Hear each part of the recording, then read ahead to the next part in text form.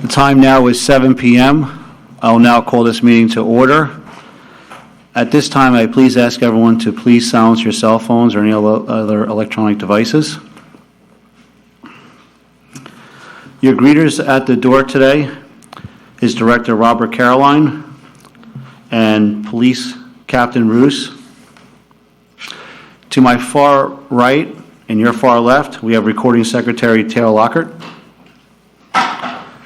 City Clerk Susan Dodderis,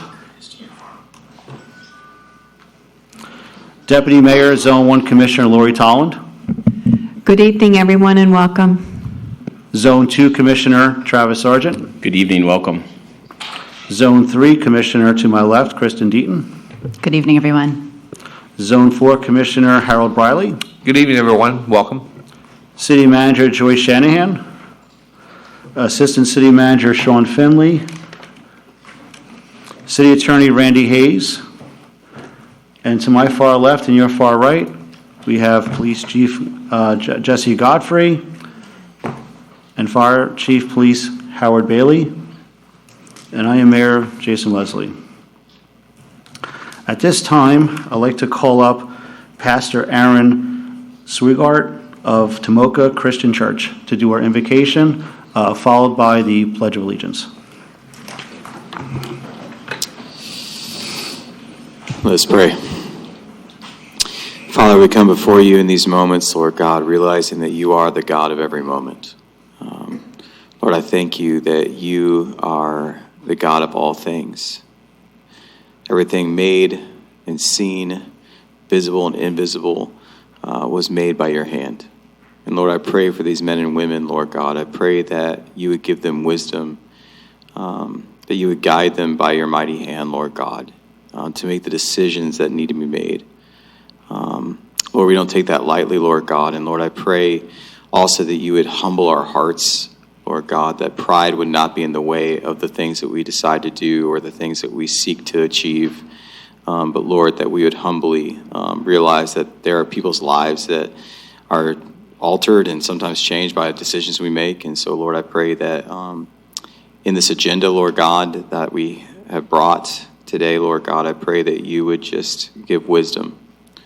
Lord, we need you. Lord, we thank you for the cross. We thank you that you are reconciling all things to yourself. And we just ask this all to your glory, King Jesus. Amen. Amen. I pledge allegiance to the flag of the United States of America and to the republic for which it stands, one nation, under God, indivisible, with liberty and justice for all. Thank you. You may be seated. Thank you, Pastor, for coming out.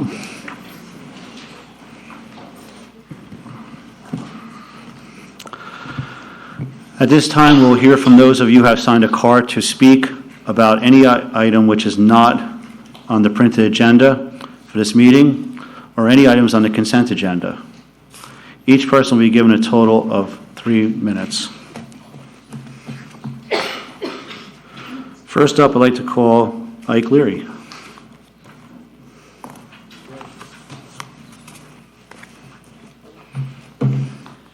Mr. Mayor, Commissioners, staff, Ike Leary, or not appear, bait and tackle. First of all, I would like to thank the commission, the staff, and everything for such a wonderful job that was done over there at Kazan Park, including the bait shop. The bait shop is phenomenal. It's the best in the county, I can tell you. It is. Number two, on Labor Day, September 1st, we're having our grand opening from 11 to 3. We're going to be serving hot dogs, and I hear that Ormond Strong's going to come out with some corn on the cob, and we're going to have a raffle. We're going to have giveaways. I would like for every one of you to come on out.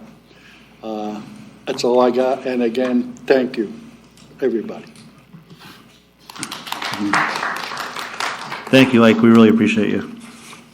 Next, I'd like to call up Debbie Krug-Forster.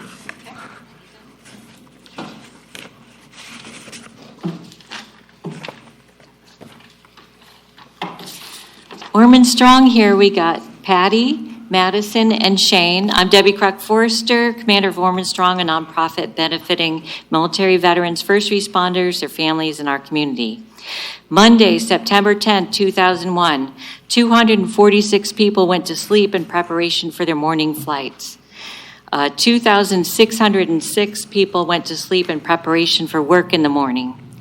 343 firefighters went to work in preparation for their next shift. 60 police officers went to sleep in preparation for their morning patrol. 8 paramedics went to sleep in preparation for their morning shift of saving lives. And 1 canine named Sirius went to bed a good boy. None of them saw past 10 o'clock a.m. the next morning, September 11, 2001. In the blink of an eye, their lives were cut short, and life in America changed.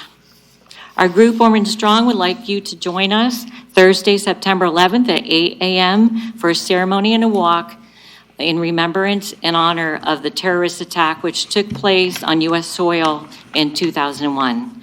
A wall with the over 2,000 victims killed that day will be present, as well as a timeline of the day of the tragic events that began at 7:59 a.m. If you cannot participate in the walk, please join us for this heartfelt ceremony. This event takes place under the southwest corner of the Granada Bridge between Kaysen and Bailey Park. Thank you, everybody, for your time. Ormond Strong out. Thank you, Debbie, and everything you do for Ormond Strong. Is this the flyer for the event? Correct. Okay, thank you. Next up is Sean Daly. Good evening. Sean Daly. I live in Northbrook and am a lifetime resident of Ormond. I'm here to talk to you. I sat through your planning conference this afternoon on taxes and on the budget. And one of the things that was brought up was what else can be done in terms of trying to either cut the millage or raise revenues. I thought was something that wasn't really discussed. So I'm here to ask you to again consider and not forget the possibility that, like the parking that you're going to generate money from on the beach side, that you consider once again generating money at your airport, which is otherwise a money pit for this city, and which still owes the citizens more than $1 million. Obviously, the people that utilize that airport for 95% of the operations out there are not citizens of Ormond Beach. They're actually not even citizens of the United States, many of them. They're basically individuals who've come from elsewhere to learn how to fly at either Embry-Riddle or Phoenix East or one of the other Daytona flight schools. Those are the ones that are utilizing our airport 95% of that 100,000 operations a year. Now, many other airports can collect landing fees. A simple landing fee or operations fee, which is what I would suggest, of $5 per operation would generate $10 each time they came and did another touch and go at our airport at 7 o'clock in the morning in violation of our noise abatement rules, which is what they do every day. Phoenix East is at our airport every day before 8 o'clock in violation of our noise abatement. I don't know why we would show any concern about passing on to them the cost of utilizing that airport, especially since it costs us money and has cost us money for years that has never been paid back, never any interest accrued. If you want a revenue stream, there's one that other cities are utilizing, that there's no reason for us not to utilize. And the argument that they'll stop coming is a fallacy. They come because they have to come. They can't do it in Daytona. That's what they say. They have to come to Ormond. They have to send 100,000 times during the year.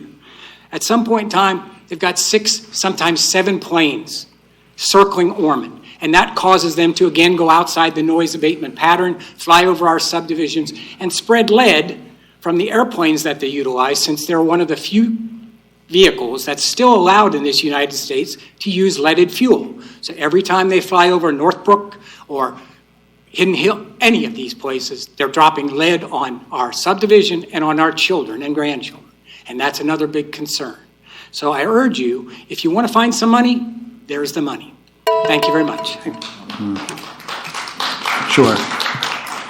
Commissioner Sargent, you'd like to comment? Thank you, Mr. Mayor. City Manager, can we get an update where we are on the landing fees? I know we kicked it back to the Aviation Advisory Board for discussion. I don't know where we are. Just I'll have Brian Rademacher. I'll have Brian Rademacher come up and update you. thank you. Good evening, Brian Rademacher, Director of Economic Development. We were planning on bringing the item before the Aviation Advisory Board.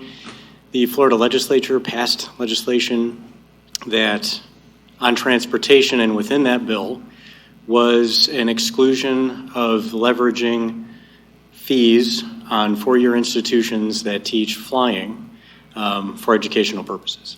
And due to the grant assurances that airports are obligated to have, one of them being non-discrimination, we are not at this point sure how the FAA would react to an airport implementing landing fees on some but not all. So right now what we're doing is we're waiting for direction from the FAA and the state legislature, quite frankly, on how we're going to, how airports in Florida can handle the situation. So we will wait for that guidance, and then when we finally get that, we will bring the item before the Aviation Advisory Board.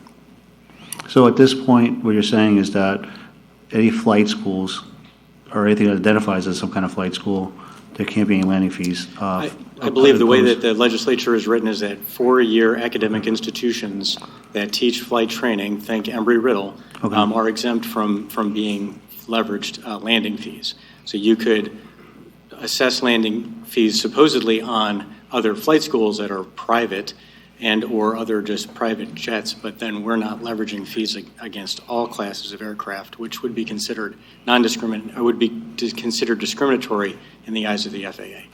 How many do you think approximately of those landings are coming from those type of institutions, daily or weekly? 80% of the flight traffic at our airport is from flight training schools, and I would gather to say that 50% or more of that is Embry-Riddle. Okay.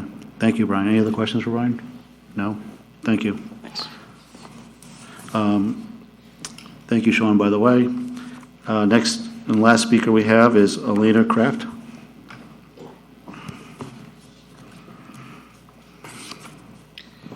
Good evening, Commissioners. My name is Elena Kraft. I want to speak tonight about the disappointment I have with the request for proposal process that the city undertook in choosing the health benefits broker. For over 7 years, I worked for a national company that relied heavily on fair and transparent RFP processes, including those with state and federal governments. When my company submitted proposals, we had confidence that the evaluation would be fair, that objective reviewers would look at our experience, our pricing, and how well we met the scope of work. Unfortunately, that is not what I witnessed here in Ormond Beach. What occurred was something I have never seen before in a professional setting. For over an hour, the discussion was dominated by commissioners with clear conflicts of interest, attempting to sway others into choosing a company that staff did not recommend because it would charge nearly double for the same services while also having less experience. Speculation and hypotheticals were thrown around about innovation and future cost savings, none of which were backed by proof or data. Even if the city attorney says it is legal for conflicted commissioners to steer discussion, that does not make it right. I urge you to raise the bar and ensure that conflicts of interest, real or perceived, cannot shape the outcome of future RFPs.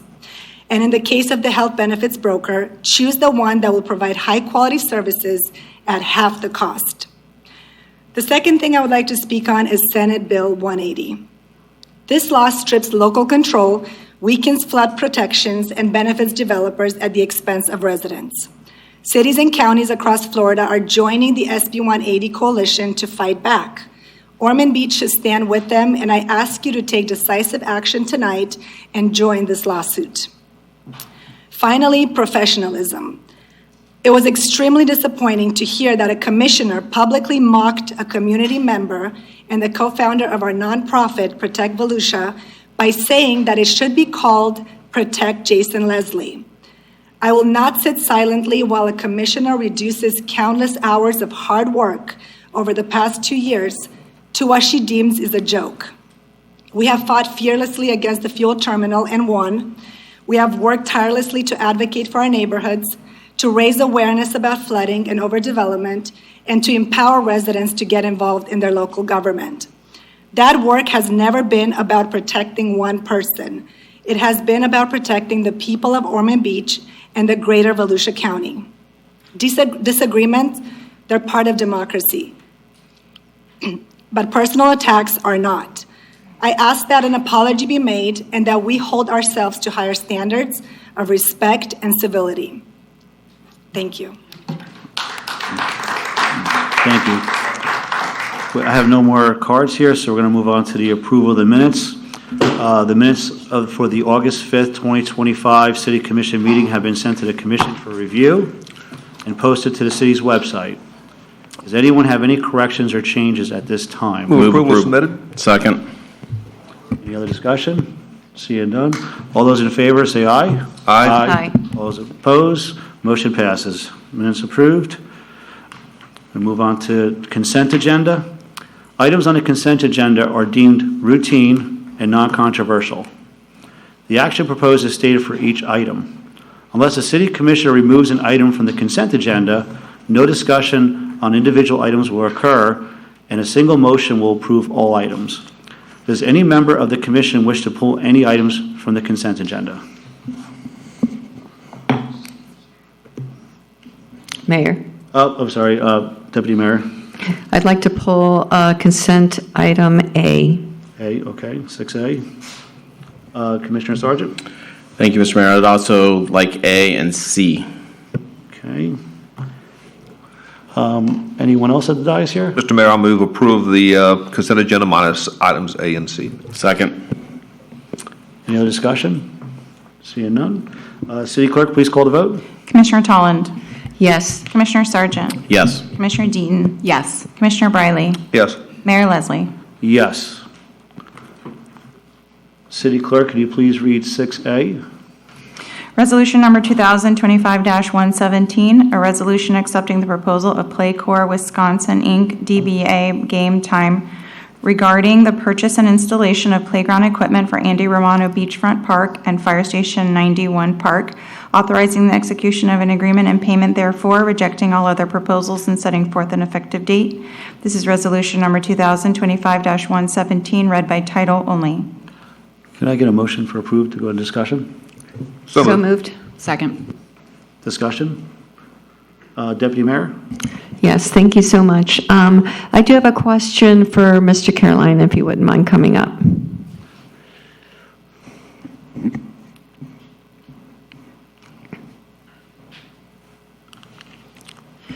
Yes, ma'am. Thank you for coming up. So maybe I missed this in the packet, but when I was reading, I noticed that there was in the comments that there's bids that were submitted from 229,000 to 299, and it looks like the award is given to the Game Time, sorry, and they were at 291. So I'm sure there's a reason why that company won the award. So if you wouldn't mind just explaining to me what the differences were. Yeah, essentially the biggest difference is we've done business with Game Time for many years. They have proven the quality of their coastal coating, which is by far better than the majority of the other playground companies. That lasts much longer. It requires less maintenance. They are the number one company that is first to respond if there is a warranty issue. They have no problem sending us equipment when we need it. And we have probably 80% of our playgrounds we have in the city are Game Time playgrounds. Okay, thank you so much. Yes, ma'am. Appreciate it. Oh, I got a question for you, Robert. The Fire Station 91, that was in last year's budget, correct? Yes, sir. Okay. The option A is $183,505. Is that what the commission budgeted for last year on that item? Oh, gosh. I'm not 100% certain. I believe that's the case, though, because we essentially tried to keep the budgets to the same as what we had budgeted for. And so the way these go out on the street are based upon a specific budget that we have already allocated in the funds for. Okay, yeah, because I saw that some of the options here were a little different in price, so I didn't know if we budgeted for maybe a little less than what the actual cost was, or we were in the same neighborhood. Essentially, the way that RFP was designed was to put it out on the street to offer 3 different proposals. So they based on what specific playground companies maybe would recommend in that location, based on climate, the whole ball of wax. With the fire station, it was a themed playground. We wanted to make sure that it was as close to a fire theme as possible. So this playground, in essence, is extremely not identical, but it is all fire themed. So when you go there, it's going to resemble a firehouse, but it's a playground, and it's got all kinds of little different pieces of apparatus that are similar to what you would see at a firehouse. So that's the other companies. Obviously, they came close, but they didn't have the same Theme? Well, they had a fire theme, but it wasn't holistic, and it didn't have as many components as what the Game Time company provided us. Do we know what the life of this playground will be, or life cycle of it? We anticipate, well, the one at Fire Station had a little over 20 years. It's also a Game Time existing playground, so we anticipate that one will have probably at least 20 years plus. The one at Andy Romano will probably be close to a 10-year lifespan based on the coastal rate on the coast and the salt water and the hurricanes and everything that we have to weather there. Okay, good. Any other questions for Commissioner Sargent? I'm willing to move this forward pending an updated evidence of insurance. The one that's provided in the packet expired, and I would like to see an updated evidence of insurance. I know it just expired on 8/1, but I think it's important before I make a decision or allow them to move forward that we have proper insurance. Yeah, that's no problem. We can make sure that happens. Essentially, they will update those insurance certificates because they're site on demand. In other words, they give that to us prior to submitting their permitting process. So that's no problem whatsoever. It's at the end of the back. Any other questions? No, Nope. Deputy Mayor? no, I'm good. Okay, sorry. All right, well, we have a motion, we have a second, and the insurance, if is there any concerns with the insurance that Commissioner Sargent brought up? I'd like to amend the motion for a 30-day contingent of receiving the updated evidence of insurance. I think that's important that we have updated evidence of insurance on all bids that we receive. Mr. Mayor, let me jump in here. Sure. So liability insurance is required as a part of the process of executing the contract. It's not a requirement of a bid or an RFP, and is not required condition of the purchasing code. The way the awards are typically structured is that if you look at the resolution, what it says is an award is being made to company X. All other bids will be deemed rejected upon the execution of a contract with company X. Part of the requirement for the contract is you have to provide current liability insurance certificate. So if you don't have that, then you go back down to the next bidder. But in terms of the criteria for bids and RFPs, it's not a requirement. Okay. So essentially, once the bid is accepted, then they'll be required to, again, give the proper insurance that it would be effective.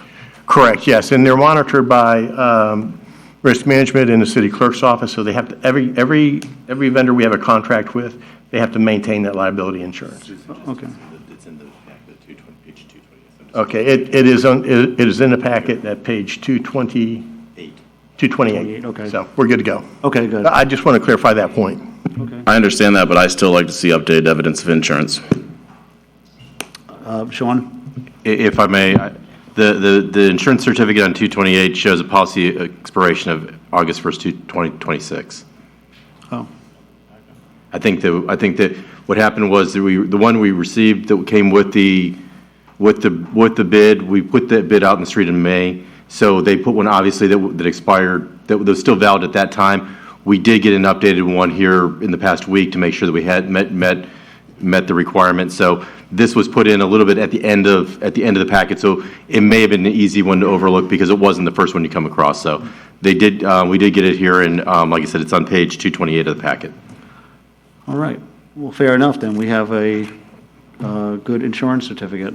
So with that said, is there any other discussion here? We have a motion and a second. I just have to call the vote. Do you want to amend your motion then? No, I didn't make a motion.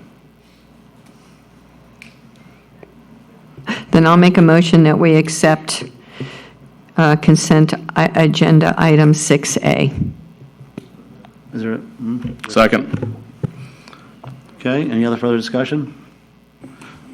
City Clerk, please call the vote. Commissioner Sargent? Yes. Commissioner Deaton? Yes. Commissioner Briley? Yes.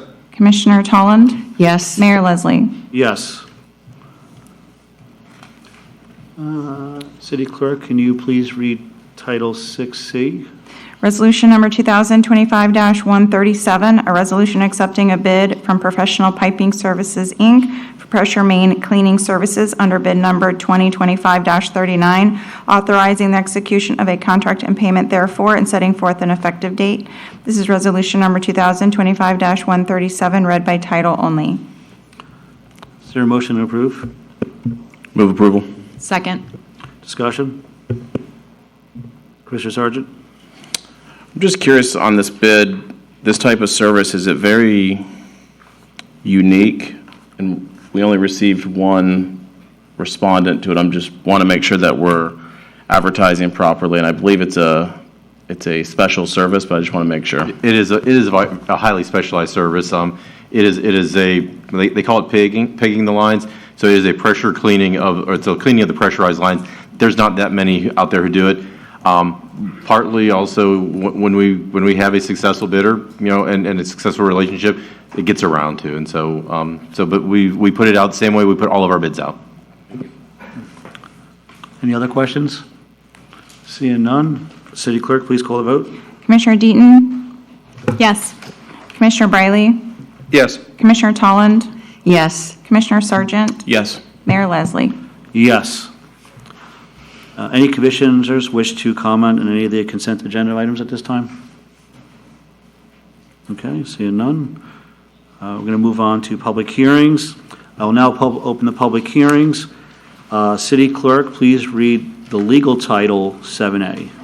Ordinance number 2025-17, an ordinance of the City of Ormond Beach, Florida, amending the comprehensive plan for the City of Ormond Beach in its entirety pursuant to Chapter 163 Florida statutes, adopting Comprehensive Plan 2045, including amendments to the plan administration, future land use element, transportation element, utilities element, conservation element, coastal management element, housing element, recreation and open space element, capital improvements element, intergovernmental coordination element, cultural and historical resources element, public schools facilities element, and property rights element, and all associated maps and figures, providing for the transmittal of copies of the notice and amendments to the state reviewing agencies, the Volusia Growth Management Commission, the County of Volusia, and any other local government or governmental agency requesting a copy, providing public hearings, providing for severability, and setting forth an effective date.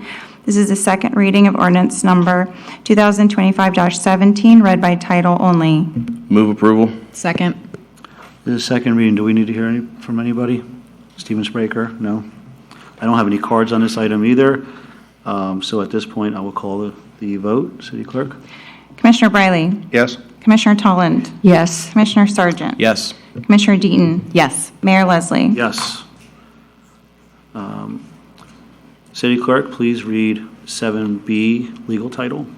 Ordinance number 2025-24, an ordinance amending Section 2-83, offices, departments, divisions, and heads enumerated of Article 5, Departments of Chapter 2, Administration, Section 2-221, Leisure Services Advisory Board of Division 2, enumerated of Article 6, Boards, Commissions, Committees, and other agencies of Chapter 2, Administration, Section 2-222, Workplace Safety Program of Division 2, enumerated of Article 6, Boards, Commissions, Committees, and other agencies of Chapter 2, Administration. Section 14-18, Trespass of Article 1 in general of Chapter 14, Offenses.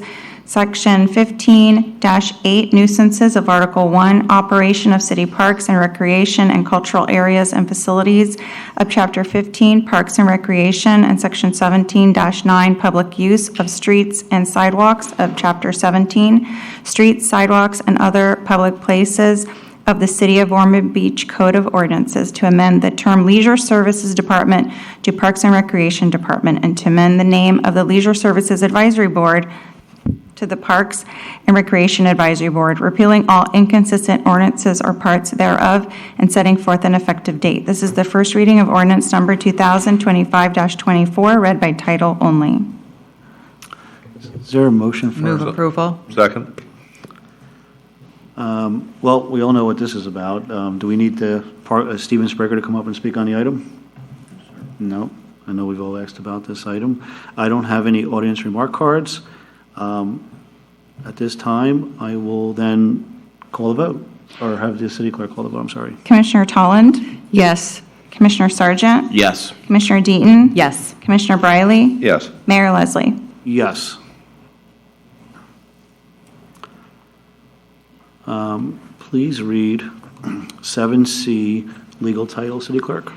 Ordinance number 2025-25, an ordinance amending subsection 5, mobile food dispensing vehicles of section 2-50, accessory uses of Article 3, general regulations of Chapter 2, district and general regulations of the City of Ormond Beach Land Development Code to amend the term Leisure Services Department to Parks and Recreation Department, repealing all inconsistent ordinances or parts thereof, providing for severability and setting forth an effective date. This is the first reading of ordinance number 2025-25, read by title only. Move approval. Second. I don't have any cards for this one either. Any questions, comments? Seeing none, city clerk, please call the vote. Commissioner Sargent? Yes. Commissioner Deaton? Yes. Commissioner Briley? Yes. Commissioner Tolland? Yes. Mayor Leslie? Yes. City clerk, please read legal title 7D. Ordinance number 2025-26, an ordinance amending Chapter 1, General Administration, Article 3, Definitions and Acronyms, Section 1-22, Definition of Terms and Words, Chapter 2, District and General Regulations of Article 2, District Regulations, Section 2-25B-4, Central Business Zoning District, and Chapter 2, District and General Regulations, Article 4, Conditional and Special Exception Regulations, Section 2-57, Criteria for Review of Specific Conditional and Special Exception of the City of Ormond Beach Land Development Code to create a private tattoo studio, use definition and conditional use criteria, and to allow the private tattoo studio use as a conditional use in the B-4 Central Business Zoning District, repealing all inconsistent ordinances or parts thereof, providing for severability and setting forth an effective date. This is the first reading of ordinance number 2025-26, read by title only. Is there a motion for approval? Motion. Second. Would you like to have the plan director come up and speak on the item? Yeah. Stephen Spraker, please come up.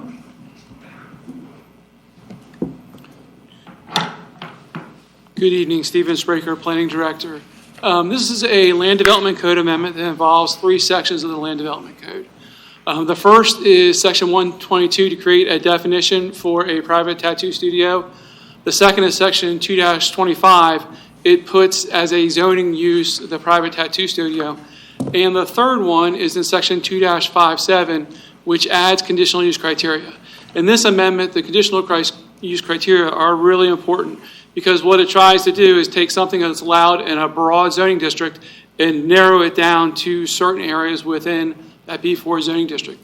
So the conditions are no exterior windows are allowed, no exterior signage or displays are allowed, only one tattoo artist would be allowed, the client should be limited to appointments only, the tattoo area cannot exceed 160 square feet, and the use shall be located in a structure that is 2 stories or greater, fronting along East Granada Boulevard.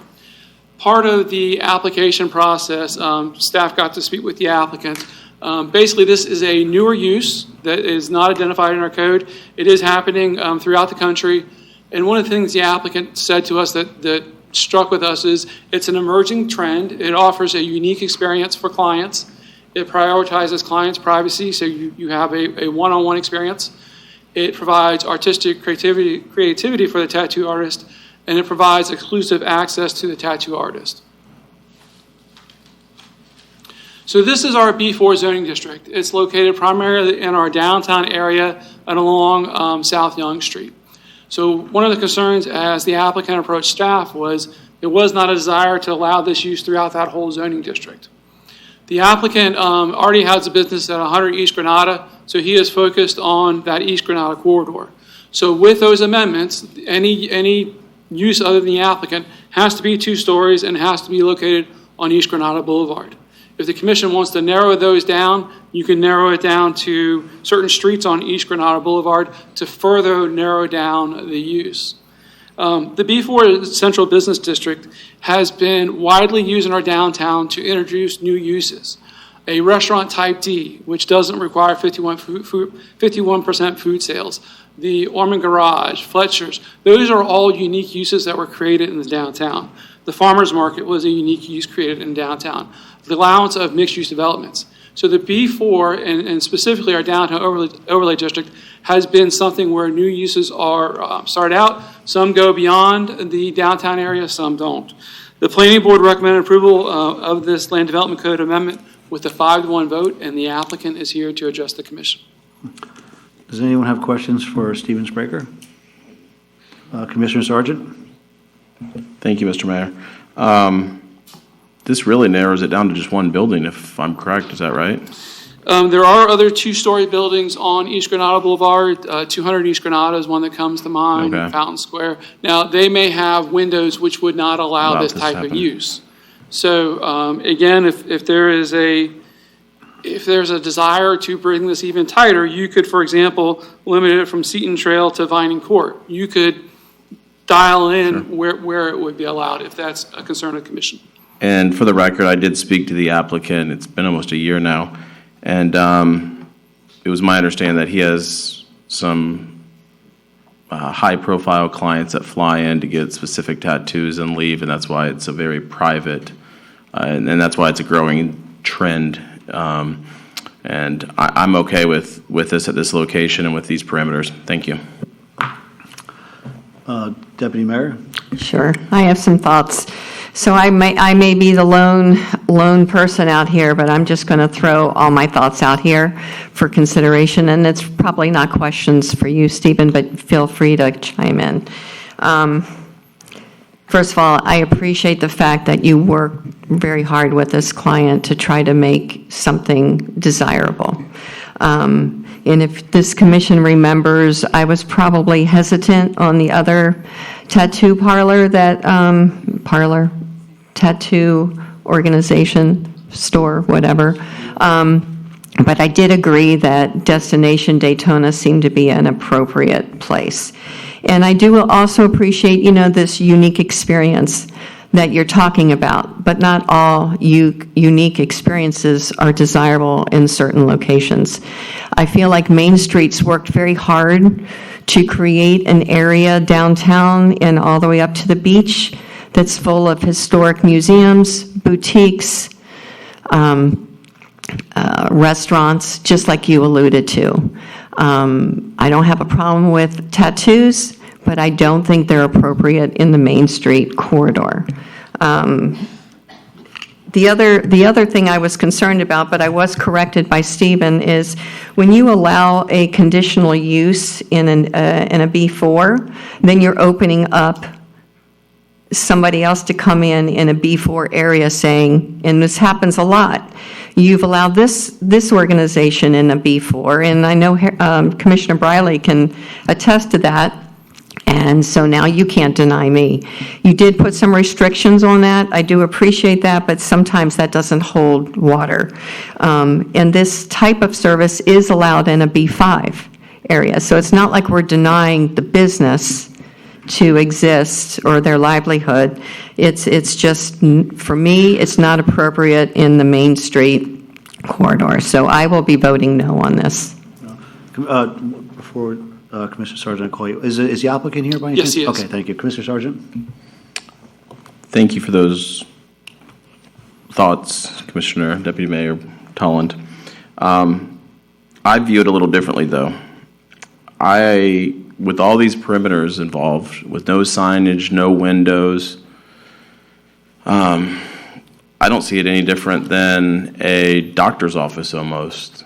I mean, it's a private studio with 164 square feet. That's a very small location that we're limiting it to. I think these guidelines that staff have put forward really limit any, I think, heartache that you may have. So I respect your opinion, but I'm a yes on this. Thank you. Any other questions for Stephen? Commissioner Briley? Thank you, Mr. Mayor. Stephen, I know, this went before the planning board. Was this ever discussed or even discussed at the Main Street Board level? Not that I recall. This type of use, not this particular project, but this type of use? Not that I recall, no. Okay. As Commissioner Tolland said, I mean, I was on the city's planning board for a number of years, and this came before us before. I think we had an application or a discussion about having a thing with permanent makeup. In fact, I think it was over at the veranda. Right. They want to do permanent makeup over there, and that would also qualify as tattoos. And I think at the time, the consensus, as far as I can recall from the planning board, was they didn't want that type of use in the downtown area. As well as Commissioner Tolland, I'm not against tattoos, and I know we have them, and we have tattoo studios in certain parts of the city, and I think they're great in those locations. I'm just not sure about the downtown area. If I may, so the city amended the land development code to allow cosmetic tattooing in 2020. So the applicant can do cosmetic tattooing by right, and that is only of the face area. Correct. So, but I'm saying when it came back, I'm talking about back into the early to late 90s when it came up before us. So, thank you. Commissioner Deaton? I'm struggling with this one. I've been reading it for a few days, and while my husband is covered in tattoos, I will admit, I don't think this is the appropriate location. and maybe the applicant can Yeah, address I'd some love of to your hear from, concerns. that'd be great. Yeah, I think that we should have That'd be the great. applicant come up and address some of those concerns. If you can, just state your name for the record. Thank you. Ladies and gentlemen, pleasure to see everyone. Legal, thank you so much for taking this time today. I know this is probably the least important docket that you have here in your ordinance. If you have any questions, I'm fully prepared to answer them, whatever your concerns may be. I would just like to start out by saying, one, my name is Anthony Conforti. Thank you so much. It's a pleasure to see faces to these names I've been correlating with over the last year or so. And I really hope that if you have any questions, feel free to ask them today transparently, because luckily it's someone like myself who has knowledge of this industry to be able to have the conversation at scale, not only applicatively, but integratively as well, so we can kind of resolve any concerns you may have. I would hate to see someone else come in here with more ego than intellect, and then you have to play tug of war with that as well, and that's probably not going to be the most, progressive conversation, if you will. So please, if you have any questions, feel free to ask me. I would love to answer them. I think that Deputy Mayor probably has some questions. Yeah, Stephanie, that's go ahead. I just have one. So you chose this location because you already have a business there? Yes. Have you ever considered moving into another area? I mean, if this is your livelihood, would you move your business to a place that already approves of this use? It wouldn't be my first choice. I'm sure, like everybody else, you don't really want to move out of your house, so to say. But that being said, much like Stephen has unpacked, I believe it was Ordinance 2019-42, where PMU, permanent makeup, if you will, and tattoo have been now recognized as one and the same by Tallahassee and the state itself. This is something that's coming down the pipeline. Whether it reaches your city or county first, I couldn't tell you. Deborah Rush, the senior environmental specialist, has sent me a 42-page deck where essentially, under the tight restraints that we work through, they refer to that apparatus because it's the same utensil for the same cosmetic application. So it's come quite a ways from school bell technology that would collect dust and particulates and things you don't want anywhere near a cut or scratch, let alone some artistic application. Now it's so compact, much like you mentioned. I would probably compare it to dentistry, if you will. It's completely disposable. I would almost argue that the apparatus itself will be disposable after the service. So it's about as cleansly as it's going to get, and I think it's about as digestible as it'll ever be. And to better answer your question, I've been in that building coming up on almost 10 years now, and we're pretty rooted in that space. And having no sign, no window, I think is the best way to show as much respect to that downtown aesthetic, if you will, because I just don't want to interrupt the integrity or the visuals there of people coming over this great bridge, seeing all these better things, if you will, and I'm just trying to kind of fall in line with that. So I'd really rather not move, if you don't mind here. Commissioner Deaton? Can I ask what the business you currently have there is? It's an e-commerce business. I just did my third shoe with Vans, so we work creatively in custom culture. I've done some things with Sonic Financial, U.S. Legend Cars. They own about 90% of the negative in NASCAR. So being able to sit at those tables, develop that vocabulary, be able to have these conversations at scale, I think has kind of given me enough structure and strategy to at least aim this at success and retain not only its privacy, but its integrity. So in the event, the fear of having somebody else ask this question, at least you guys can have parameters set in place to be able to have a much more streamlined conversation and kind of, I think fear comes from that unknown. And I think once you guys kind of figure out more of what it is and really as far as it can go, this will probably be all you need to know on this topic, if that makes any sense. And are you the tattoo artist, or was Yes. this somebody, you are the tattoo artist? Yes, I am actually the artist. Where do you currently practice now? I was at Artisan's Crypt. They were, and then before that, I was at the Nines Parlor. So I have tremendous knowledge of the industry. My thing is, some of the clients that I have, they're kind of famous, and the last thing I want to do is put them in the window like a puppy for sale.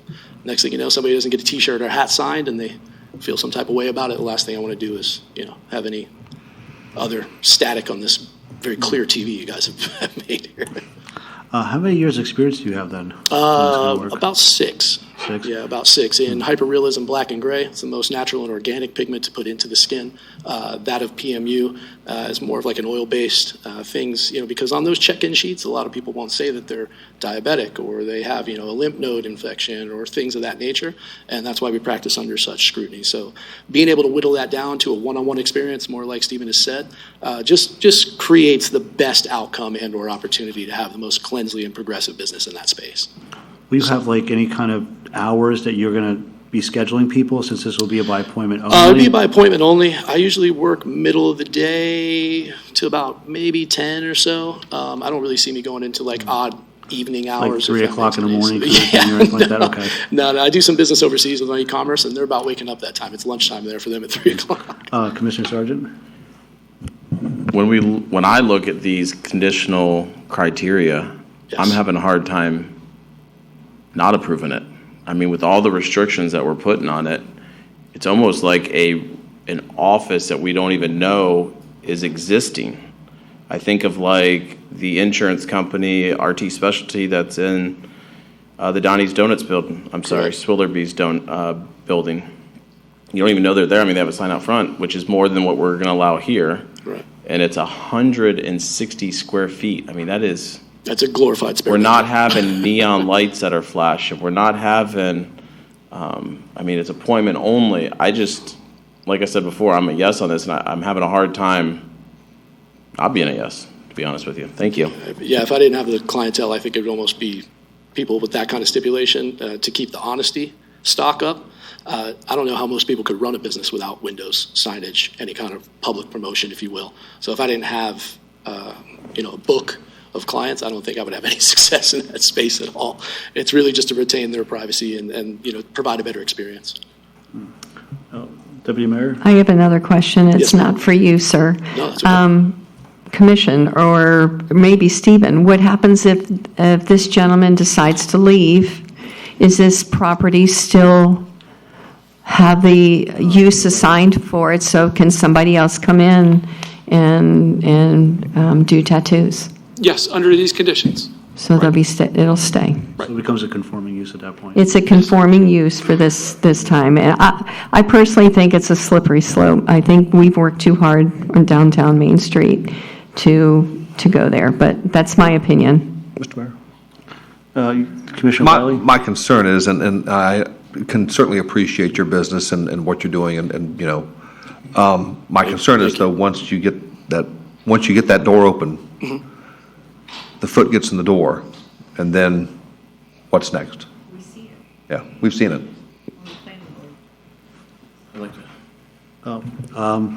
Commissioner Sargent. Well, I mean, if he were to move out, the next person would have to follow those guidelines. No exterior windows, no signage. One art, I mean, there's still, what we're approving today, we would approve for the next person. There's no, I don't see how it's a slippery slope when the guidelines are right there, but thank you. Can I read?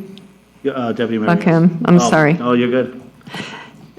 Being respectful, what you fail to sing, and I agree, with the next person coming in, they would have to conform.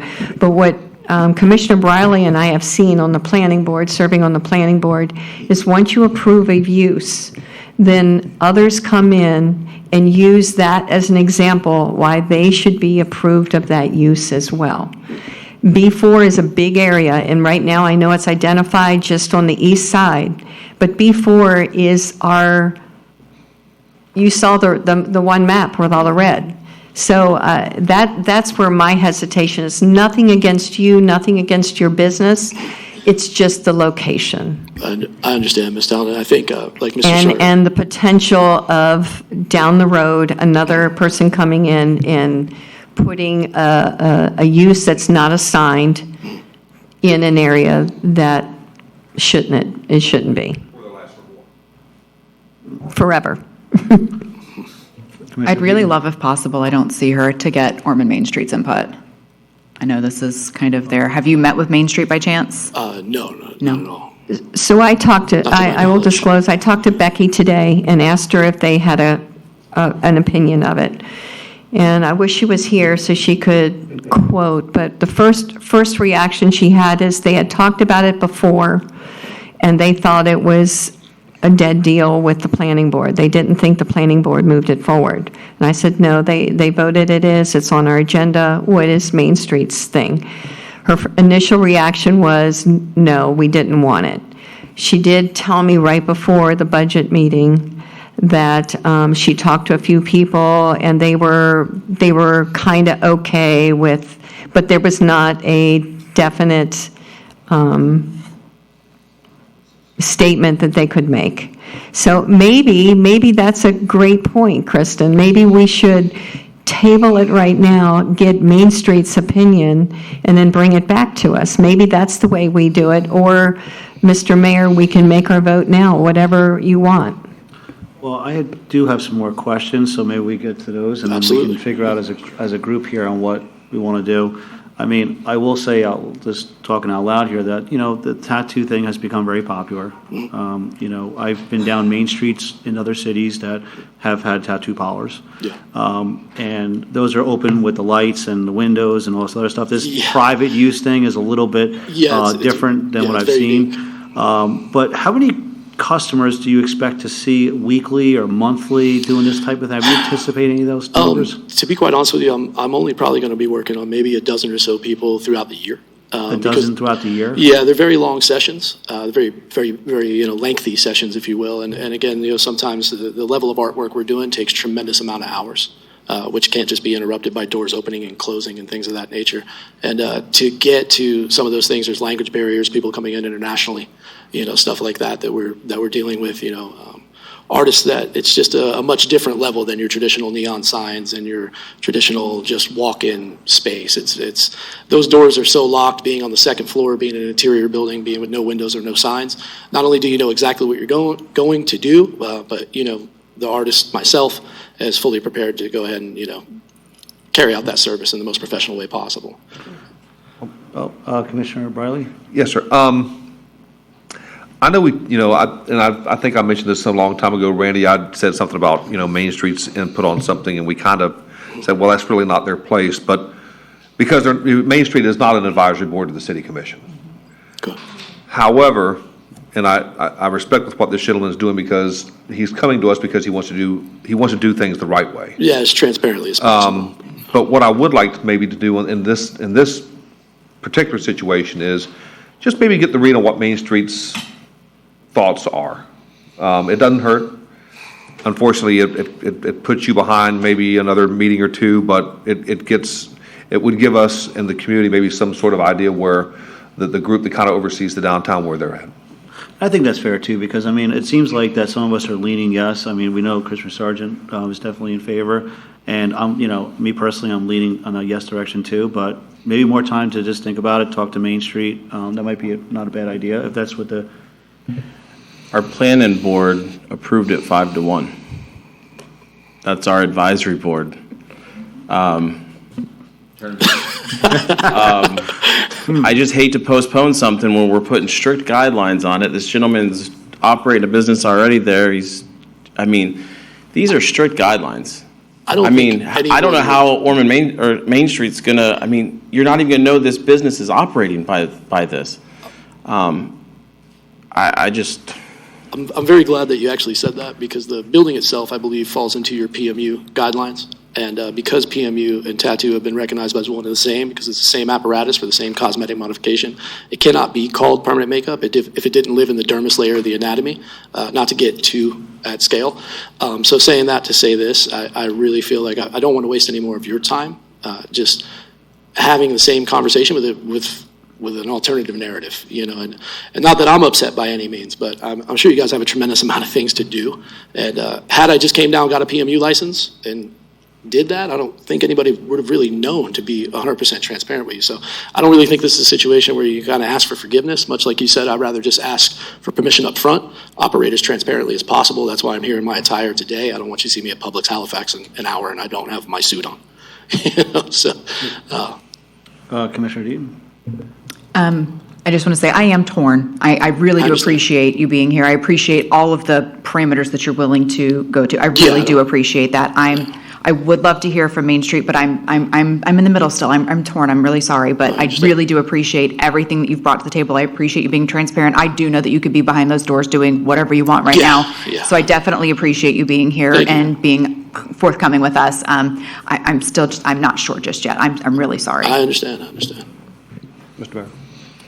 Commissioner Briley? I'll go back to Commissioner Tollins' statement. I'm just, I appreciate your honesty. I appreciate you coming here, because I think, as Commissioner Deaton said, you probably could be up there doing that right now and no one would know the difference. Correct. But again, I've got two concerns. One, I think, and Stephen, I may be wrong, but I'm afraid if we narrow it down too much, it's almost like spot zoning. And I believe you can put reasonable conditions. So if you want to reasonable go from conditions, but Boulevard to Seton, right? But we're talking about certain little areas, and it has to be a two-story building, and it can't be any more than a room of 160 square feet. Right. You're spot zoning. That's what it almost boils down to, and that's your determination. And I don't want to get to that point, right? So, but again, I've seen this happen far too many times. Not you, sir, but other cases where they come and they ask for something, and they get it, and then all of a sudden, they want a little bit more. Somebody else comes in and says, well, you gave it to him, and now I want it, but, I want a window, or I want this. So it's almost like if you don't have it to begin with, you don't have to worry about it getting worse. Right. I respect that ideology, and I understand your theory of once the toe's in the door, it's the knee, and then the elbow, and then, you try to proceed onward and upward. That being said, I think that these stipulations not only exercise all three of those sections, but saying that to say this, I don't think anybody would start a business with no windows, no sign, no promotion, or any of that. It'd probably deter anyone from coming in after me, because whoever zoomed out far enough to look at your code, even if they had legal on their side, or whoever, would be like, this is such an uphill thing. Right. I don't even know why somebody would want to operate under these conditions unless they had an established clientele, if you will. So if to you, Ms. Lawyer, I think if and when, say that, my friend Steve sold that building, I left that premise, I don't think you would even have anyone come in here and inquire about this, because those stipulations are so tight. It would be a waste of someone's time. Like tattooing, most people it's more booth renting and landlording than it is creativity and any kind of contribution to anyone's community, so to say. So I really think that if you have a fear of me leaving there and anybody else coming in, I don't think it will happen. I have a tremendous amount of time in that industry, enough to be able to have this conversation at scale. And for your theory as well, sir, again, it would almost be foolish if you didn't have a really established book, a really established clientele, a very good understanding of how this business works to even proceed under those kind of stipulations. So I just don't want to see anybody waste their time, to be quite honest with you. Like, I don't want to be forward or try to push or tip you to one side or the other. I just really think that you guys are, I'm sure it costs money for you to sit here. I still have a problem though with Main Street looking at it and, letting us know what if the applicant doesn't have a problem with, the delay. Right. If we send it to Main Street, could we have it back on the agenda in September 3rd, Randy?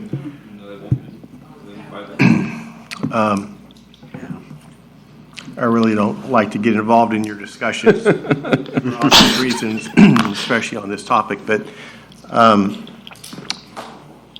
I think, so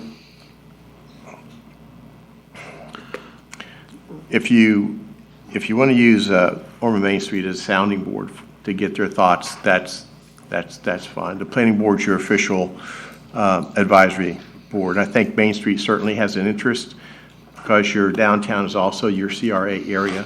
The question really is this an appropriate use in this particular zoning district? That's really what it comes down to. And I think that the planning director's trying to find a solution for this particular use at this particular location. I think, ultimately it comes down to whether you think this is an appropriate use in this location with these conditions. I would caution against making the conditions too restrictive. But you can certainly continue it for some period of time if that's what you wish to do to get some feedback from Ormond Main Street. Really it comes down to whether it's consistent with the surrounding uses in this zoning district and Main Street, consistent with your comp plan. All of that, you're well versed in that. And so you've got some discretion in terms of how you treat all of that.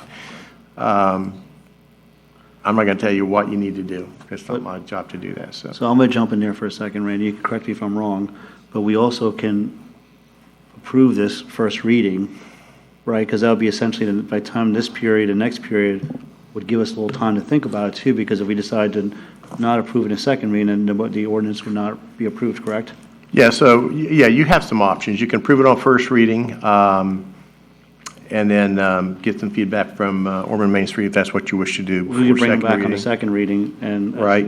You could continue it if that's what you wish to do. You could deny it. You could include some additional conditions that you believed are reasonable, if that's your desire as well. So you have a menu of options that you can pull from. Okay. Mr. Mayor, I think we should move forward with voting on it. Okay, I think Commissioner Dean had a question for Stephen Spraker. Can I ask a quick question of you? How many other units in this area fit in this exact same, that would be available at any given time, in this exact same category? No signage, no windows, 160? The lack of exterior windows limits a number of existing buildings. I'm not that familiar with 200 East Granada. I think they may have some units that are interior, have no windows. Is that the right? Selby building? What's that? Is that the Selby building? Yes. Yes. Okay. So there may be others. They're not going to be a lot. Okay, thank you.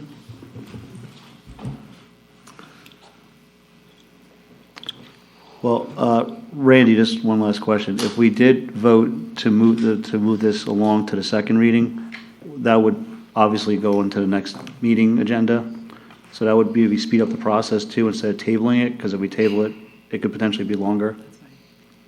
Yeah, ordinarily, if you're going to approve it on any ordinance on first reading, it's going to go to the next one. Now, you could ask that it be moved to a meeting beyond the next available one, if that's your desire to do that. Of course, they have to go through the same public hearing requirements.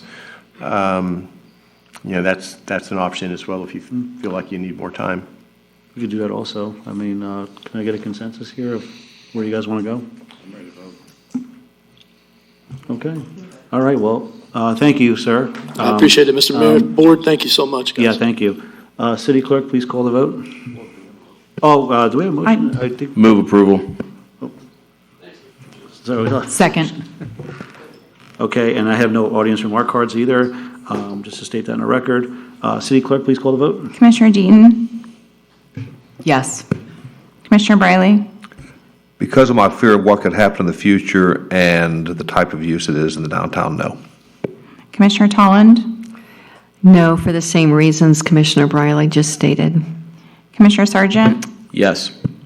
Mayor Leslie. Yes.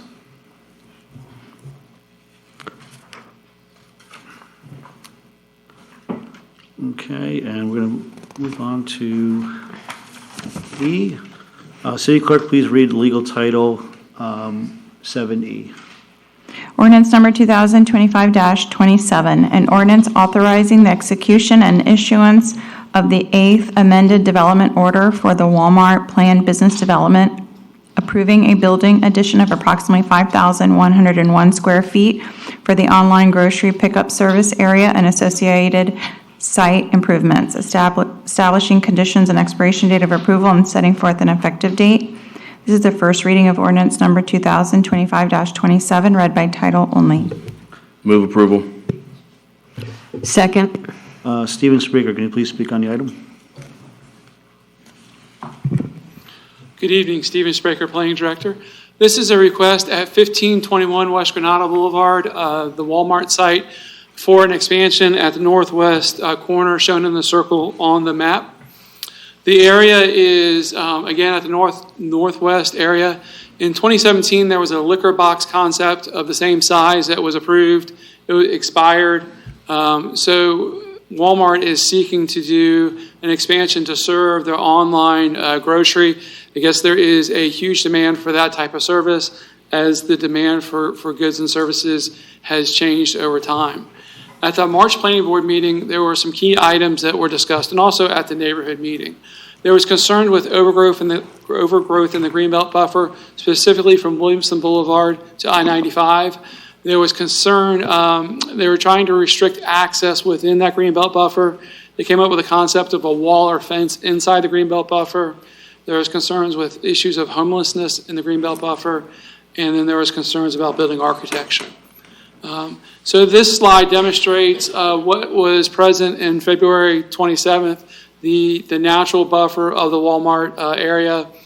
After that planning board meeting in March, Walmart worked with city staff, including police, planning, our landscape architect, our arborist, and they started cleaning that Greenbelt buffer. As a result of that process, we met with DOT, Department of Transportation. They made some determinations such as that chain link fence in the front must stay. They've cleaned the right-of-way. They've repaired some of the sidewalks. All the Brazilian pepper has been removed in that area. So if you see that large open spot, that was full of Brazilian pepper. The applicant has voluntarily agreed to replace the FDOT fence with a green vinyl coated chain link fence. So that would be at their expense versus DOT. There's some minor cleaning remains, basically limbing it up. There's a replanting plan in the packet, and the wall that you see exposed now would be pressure washed and painted. So that would be improved. The fence in the Greenbelt buffer was discussed a lot at Planning Board. Staff's recommendation, and eventually the Planning Board and the police captain who's been involved, is not to require that fence. Now that the site has been limbed up, that fence has been recommended not to be included in the development order. The current development order does not have that fence in there. Part of the March Planning Board submittal was this building elevation. Again, there was a lot of concern with the building appearance. Walmart, to their credit, has gone back and done extensive changes to the building, kind of zooming in. There's a lot of architectural embellishments. Our plans examiner, who's also a licensed architect, provided some ideas and inputs to refresh the building, and this would be the online pickup portion of the site. So those original concerns, all of them have been addressed. The buffer cleaning is in process. The DOT offense is going to be resolved.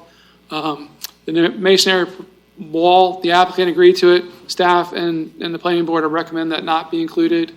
The Greenbelt buffer, in addition to that, Walmart has added security, and they walk the property and the architectural plans. So all of those concerns in the March Planning Board have been addressed. As a result, the Planning Board did recommend approval of the item. They recommended not to include that masonry wall, and they also added a condition on the Greenbelt buffer from Williamson to Bermuda State Drives. That also be lifted up in a period not to exceed 18 months.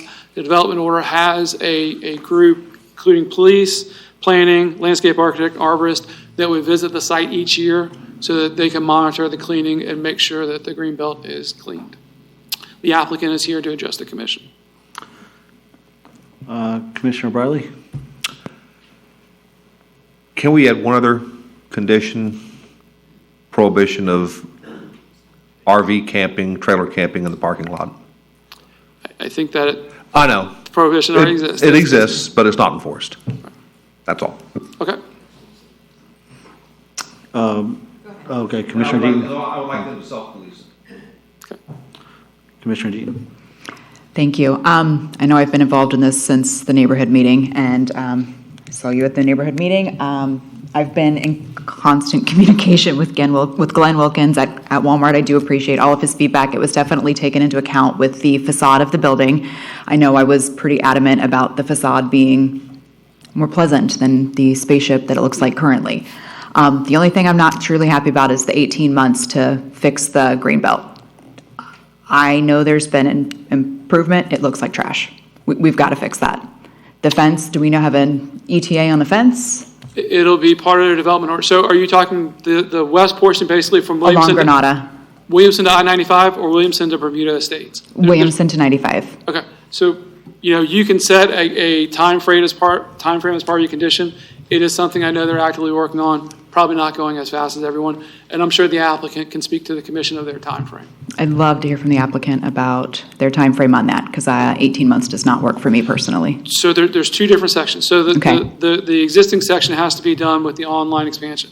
The other section from Williamson to Bermuda Estates is an entirely different section. That was not identified in the March meeting. Correct. It was identified when they came back in July. Okay. So that was an additional. So if you feel that should be greater or less than 18 months, you can make an amendment to the development order. My primary concern is the one they've already started on, the Williamson to 95, because it looks half done, and now it just looks like there's a bunch of garbage sitting there. There's dirt everywhere, that half-done fence.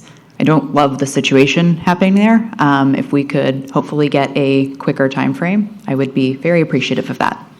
Absolutely. I'll echo your comments on that as well. Deputy Mayor, you have a question? I do. Kristen Deaton actually touched on it. So I need to understand the ugly-looking fence that is up there right now is FDOT, correct? And the applicant is willing to put up a green vinyl fence in front of that. And we were not able to get that removed at all, even though we had that masonry wall. Is that correct? We made efforts with the Department of Transportation. They were not willing to reduce the length of that fence. Okay. So I agree that area needs to be cleaned up even before all the building gets going. It's just, that's our gateway, and it looks like entry to our community. Bad. And then the second section, what's happening with that exactly? The section that goes down to, what's the name of the road? Bermuda. Bermuda Estates? Yes. So basically, the planning board, as part of the July meeting, requested the applicant to clean that within 18 months, feeling that the west portion was the primary focus. And again, if the commission feels like within 30 days, 60 days, that the west portion should be complete, I believe you could make that a condition of the development order. Sooner than later, whatever the commission And the decides. applicant, I'm sure, has something to say on it also. Okay. What I do want to tell the applicant, though, is, first of all, I want to kudos to the planning board and Commissioner Deaton for going to those neighborhood meetings, but particularly Doug Thomas for championing this, and for Walmart to be receptive to elevate that building to the standards that we enjoy in Ormond Beach. So thank you to all that have championed this. I appreciate it. Yes, thank you, Walmart. We really do appreciate you be willing to take into consideration what we're asking. Thank you. Yeah, hello. Hey. I know, it's good to see you again. Questions for Walmart? Greenbelt. Well, so my name is Rebecca Wilson, 215 North Eola Drive. I am an attorney here on behalf of Walmart. And just quickly, what we find when we come into communities with an existing store is that there are often issues that we can use this as a time to remedy. And the irony in this is that it was a condition of our development order to not touch that green belt. And for years, we'd actually asked the city if we could clean it out, and we were told, no, it's in your DO that you have to leave it the way it is. So the reason we started cleaning it so quickly is we had always wanted to do the same thing. We don't want people back there either. We didn't want the trash that was there either. So we were very happy to clean it out. I agree with you that it looks terrible right now because the new landscaping hasn't necessarily been replaced. But it did come up as a condition, the additional limbing up and clearing on the western side. And P&Z, I think they were trying to be kind to us since that was the first time we heard about it. They offered the 18 months. We have our store manager here tonight. He just whispered to me that it's supposed to be finished by the end of the month. But just in case there's a hurricane or we don't get someone, if you could give us maybe 3 months, but it is certainly our intention to continue doing that, and we've brought groups in. And one thing I want to point out is we've used the word masonry wall a couple times. So as you know, when you come off of the interstate and you're looking north, there is the existing masonry wall. So that remains. That gets cleaned up, and then there will be plantings, in front of it and in this area. There was a secondary masonry wall discussed, as you see here, which was going to be perpendicular to Granada, and that is the one that, working with the police department, they said, let's not build another wall that people can then jump over and get behind. And so that was the section of the wall that we discussed with P&Z that they said not to build. We agree with you. We would prefer if the FDOT would just remove that chain link fencing, especially after we put this nice landscaping out there, but they have their reasons. They don't want critters or people or whoever to get onto the interstate. So again, we're going to replace that. But happy to answer any other questions you have, and I agree with your comments. I think in this instance, Walmart was incredibly receptive to the feedback they received from the community. That's fair. Well, thank you. I don't know who was first here on this one. Commissioner Sargent. Thank you, Mr. Mayor. Thank you. And for the record, I met with Walmart a while back, and I appreciate y'all's willingness to do everything.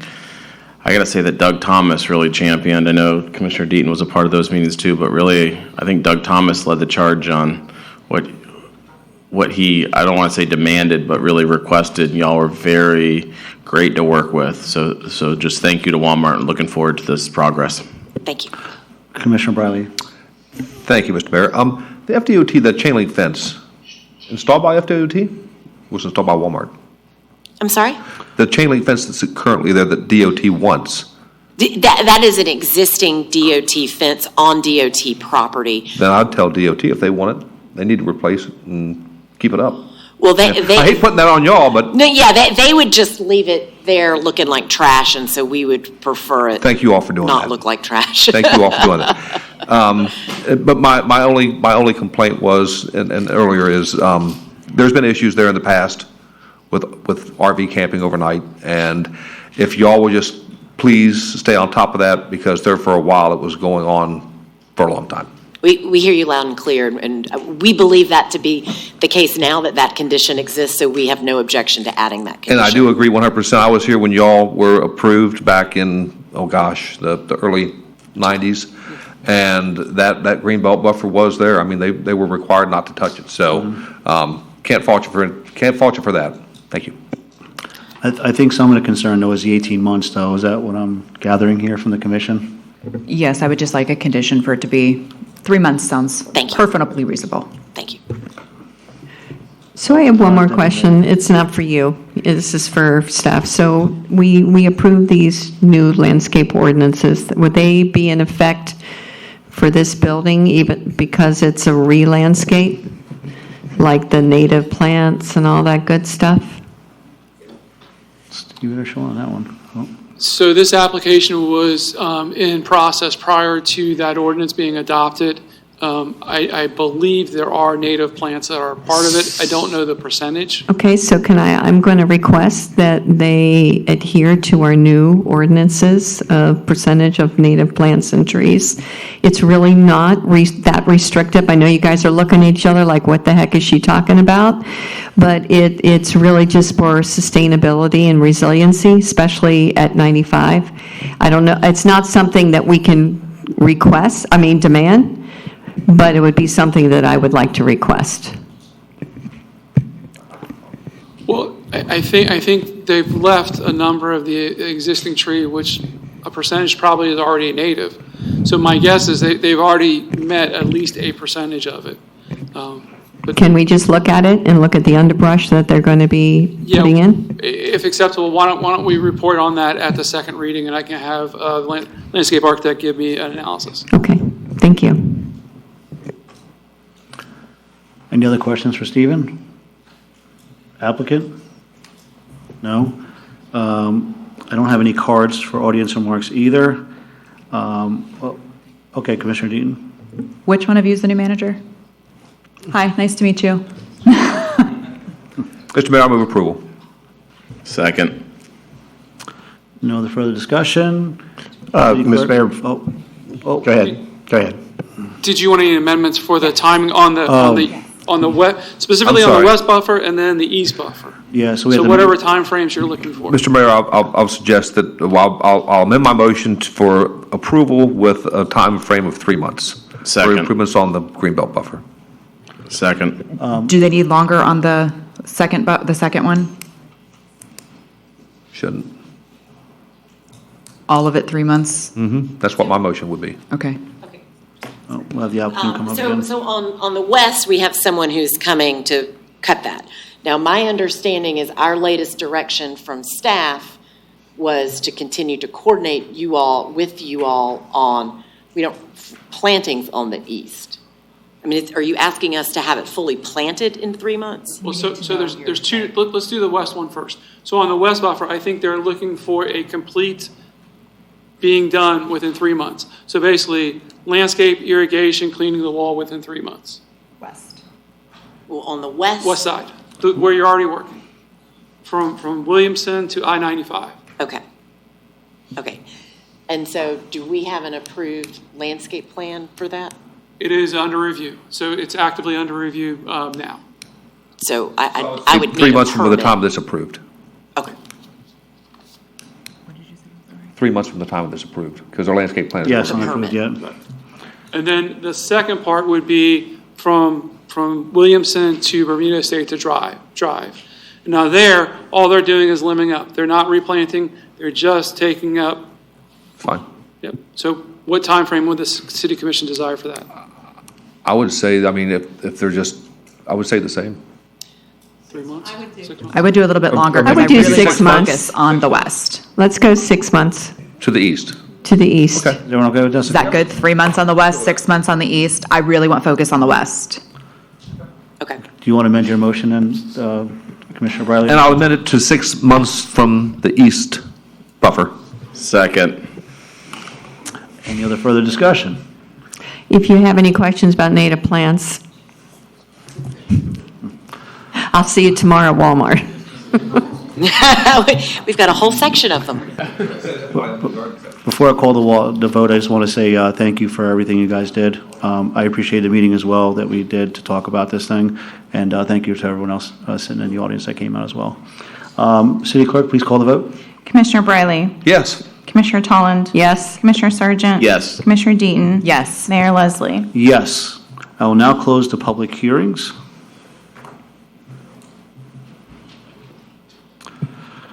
City Clerk, please read the legal title 8A.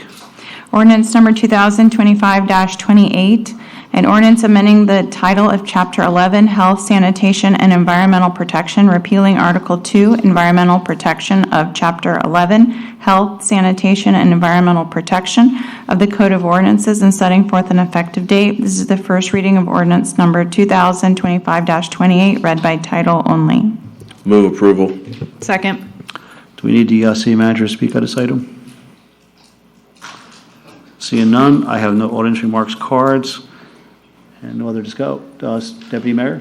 I just have a comment about it. So just as a reminder, this ordinance was put in effect in 2019, and it was really an attempt to raise awareness about the broader problem of single-use plastics in the environment. And I know we'll be voting on this, and most likely it will be approved.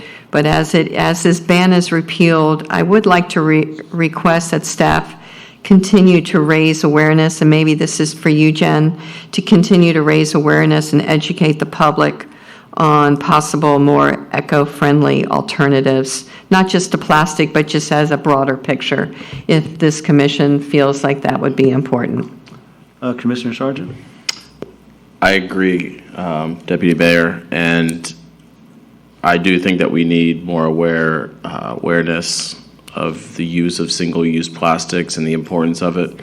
I just don't feel like we need to have this ordinance and government telling you what to do. I think we need less government, not government telling our employees that you can't have plastic straws or our vendors that you can't have single-use plastics on city property. I think we need to take personal responsibility and do what's right for the environment. And, you know, I got to tell you a little story. When I brought this up, someone on social media said, I hope that Commissioner Sargent chokes on the straw when he's reincarnated that he's letting go through now. That was online, social media. So I just, grown people writing things like that is pretty amazing. But that's social media, and I'll probably have another comment out there or two, so it's okay. They won't say it to your face, they'll just say it behind your back. Thank you. Any other remarks? So do we have a consensus on what Deputy Mayor was asking? About a little bit raising more awareness on it on a staff level? Okay, I think we have a consensus on that. Thank you, Deputy Mayor. Oh, okay. Yes. Okay. Yeah, it's the first reading of the ordinance, so we didn't get to the vote yet on that. Yes, we're going to vote. I was reading ahead. So this is basically a repealer ordinance. It's going to repeal the ordinance that's on the books now. So you'll have to vote yes on first reading in order to repeal the ordinance that's in the Code of Ordinances. And it'll come back to you for second reading at the next meeting. So you need a motion, a second, and a vote. No, we understand it, but I think that what the Deputy Mayor was asking about raising awareness on the straws. So I didn't know if that was just. Well, yeah, that's okay, it's an extra. Okay. No, we got it. Outside the footprint of what you're doing. Just wanted to make sure we got on the that's record. more of a policy direction that you can give the staff. So no, just wanted to make sure that's okay on the record. We have the motion. We have a second. City Clerk, please call the vote. Commissioner Tolland? Yes. Commissioner Sargent? Yes. Commissioner Deaton? Yes. Commissioner Briley? Yes. Mayor Leslie? Yes. We have one more reading left. City Clerk, please read the legal title 9A.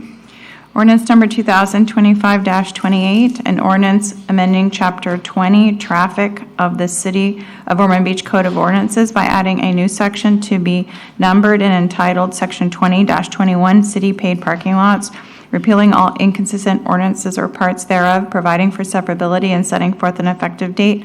This is the second reading of ordinance number 2025-28, read by title only. Move approval. Second. Randy, do you want to speak on this item? well, there's not much to add since the first read, but basically This is just going to establish the predicate in your ordinance for the fees that you want to charge at the park. And the next step of that will be the contract, and we're still working on that. So that'll come back before you, but you'll need to have this in place in order for that to occur. So. Okay. I don't see any cards here for the item. Any other further discussion? Okay, Commissioner Sargent? Thank you, Mr. Mayor. I'd just like to make a comment that this is going to be very much similar to how the county does it once it goes forward. Our residents who tax themselves and did a bond for this park will not have to pay to park there. It is only for non-Volusia County residents to pay a fee to enjoy the park that our residents are paying for still, as that bond has yet to expire and we're still paying it for a few more years. So for them to enjoy our park, they get to pay a nice little fee and can enjoy it. Thank you. Mr. Mayor. I just fully support this because if we don't do the same as the county, we're going to be the only free parking lot in Volusia County, and they'll all be there. So if we don't do it, then it'll be basically full all the time and probably by non-residents. So thank you. I echo your concerns on that one. Any other discussion? Seeing none, we have a motion and a second. City Clerk, please call the vote. Commissioner Sargent? Yes. Commissioner Deaton? Yes. Commissioner Briley? Yes. Commissioner Tolland? Yes. Mayor Leslie? Yes. We'll now move on to staff and commission reports, suggestions, and requests, starting with the city manager, Joy Shanahan. Thank you, Mr. Mayor. I want to thank the commission for their great work on the budget. We've put you through several meetings and lots of paces, and you've really done a great job. And I know those are difficult decisions, but we appreciate all of your hard work. I also would like to recognize Mr. Pringle, who is on our Budget Advisory Board, and he and his group that you appoint have also put staff through their paces on the budget. So thank you very much for that. Just a couple of meeting updates on Wednesday, mark your calendar. September 3rd will be a regular commission meeting. It's on a Wednesday because you cannot have your budget meeting on the same day as the county or the school board. So we have to change that to Wednesday. So that's Wednesday, September 3rd and Wednesday, September 17th. And that's again due to the truth and millage requirements that you cannot have your budget meeting on the same day or time as the county. On October 8th, we have a grounds maintenance workshop that the commission has previously asked for. And move to National, on October 8th, that's also going to be a Wednesday meeting because of National Night Out is on a Tuesday. So please mark your calendars ahead for that. Public Works had held a sandbag distribution event last Saturday. Staff will continue to monitor storm activity and will maintain the sand piles at Nova Rec for any residents who wants to pick up bags to fill them at any time. All you have to do is bring your ID and go into the recreation center and they'll give you 10 bags to fill. If a storm develops and that is forecast to affect Ormond, we'll have additional manned events for that. I had the great pleasure of going out there on Saturday. I just love going out and seeing the guys, and I bring them breakfast, and that makes me happy because they're so happy to get breakfast. So it wasn't very busy because it was, still nice out, and we weren't seeing, I don't know how many bags. 50 people came by, not many at all. So it was just good to see the guys out there, and they work really hard, and they like bacon, egg, and cheese biscuits, and I'm happy to bring them to them. Hometown Heroes Banner Program. The Parks and Recreation Department is currently accepting applications for the Hometown Heroes Program.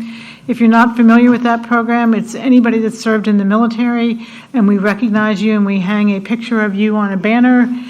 It's great to see families bringing in pictures of their loved ones, and Robert staff helps them with that process. So all honorees selected will have a banner displayed on the Granada Bridge during the month of November, and a replica keepsake banner will be provided. Is the hospital still sponsoring that? Is that? Halifax or Halifax. They've been really dedicated to that particular program, and they do a great job. They do like a little luncheon or a drive-by luncheon for them. It's really wonderful. There's no cost to participate, but space is limited, so please call the Parks and Rec Department at 386-676-3250. Ormond Beach Performing Arts Center, new shows are being booked every day. Take a look at what's online. You can you can visit the website or call the box office, and they will help you out and find a show that is of interest to anyone. Sensational awards. The Parks and Recreation Department received 2 sensational awards from the Florida Festivals and Events Association. First place for our Facebook page, and second place for our Bicycle Buddies program in the state of Florida. So congratulations to our Parks and Rec. And I'm available to answer any questions if you have that tonight. Seeing none, I am done. Thank you, Mr. Mayor. That was quick. Thank you, Joyce. Does the Assistant City Manager have any? Nothing further. Have a good night. Okay. City Attorney? No, sir, thank you. All right, this evening we'll begin with Commissioner Deputy Mayor Tolland. Thank you so much, Mayor. I have just a few things to talk about, and what I've come to learn is, we're all kind of assigned to committees, and I think that's real important that we report what we learn on those committees up on the dais to each other. So I would like to report my opioid abatement committee was rescheduled and will be postponed to October 8th for lack of quorum over the summer. But we do have 19 applicants of really solid organizations that are asking for dollars to fund recovery against and things against drugs. So it's a great thing. And I'll report after October 8th who received awards. I'm also part of the Stormwater Mitigation Committee, and that committee has been working very hard. The county has created a website, and what they're asking each municipality is to give that information to the county, so there'll be one spot where any city can find out what the next city is doing for their infrastructure and for their projects.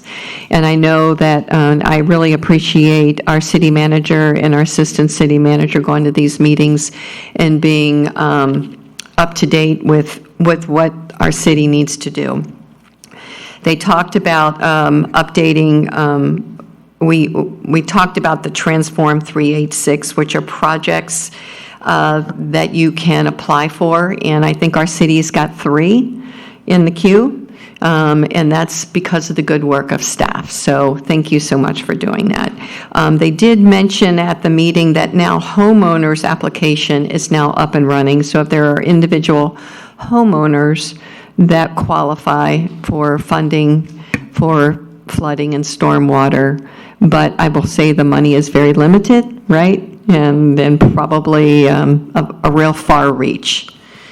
I just want to make sure that we did have a presentation from the American Flood Coalition, and you have to be a member of that to be able to gather their resources, and I'm wondering if we have joined. If not, I brought an application for us. I went onto their website last week, and All I right. made contact with them, so hopefully they will reach back out to me. And here's the policy book, if I'll pass that down to you if you don't mind. That'd be great. And then there's another program called Elevate Florida. It's another pot of money to help Florida with their flooding and all. And we were told there was 477 applicants.